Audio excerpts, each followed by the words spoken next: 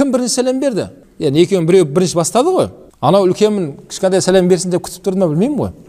Сол кім бірінші ассалаумағалейкум айтқан болса, оған 90 рахмат соған кетті дейді. 90 соған кетті, анау екіншісіне қол бергеніне 10 кетті дейді. 90 кім алып кетіп қалды? Соны сахаба айтқан ғой, біз пайғамбар саламға бірінші сәлем берейікші деп қанша оқталсақ та кешіп қала беретін едіміз дейді. Енді Расулullah бірінші сәлем беріп қоятын дейді. Енді пайғамбар о жағынан мықты еді. Расулullah бәрі жағынан мықты ғой.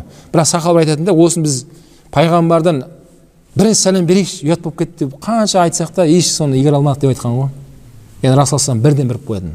Сосын бауырлар, бұл тұратын жер емес екен, асығатын жер екен. Яғни бірінші сәлем беруге және бірінші айтып қалуға, өйткені 90 Алланың рахматы саған кетейін деп тұр. Ал оны білмегендіктен ғой әрине.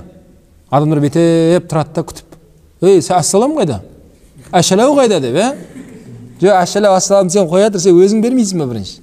Өйткені Алланың 90 рахматы соған кетеді екен. Ең бірінші адам берген адамға дейді пайғамбар алейхиссалам.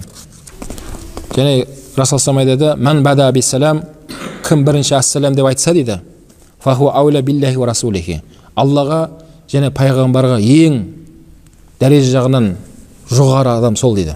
Бұл деген сөз ең бірінші сәлем беруге асығыңдар деген сөз.